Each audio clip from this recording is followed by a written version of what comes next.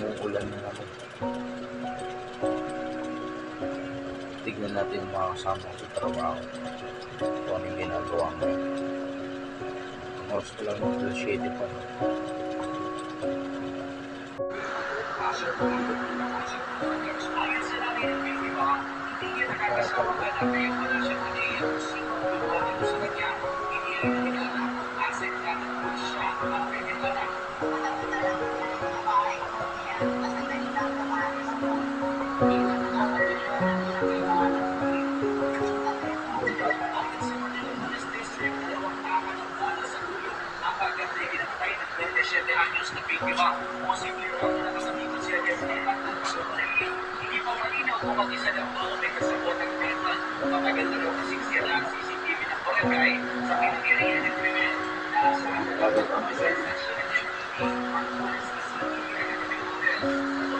Yun, nakita nyo na anong ginagawa nila.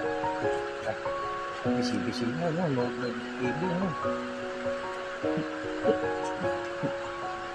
Umaga, no? Chismisan sa TV yung, ano?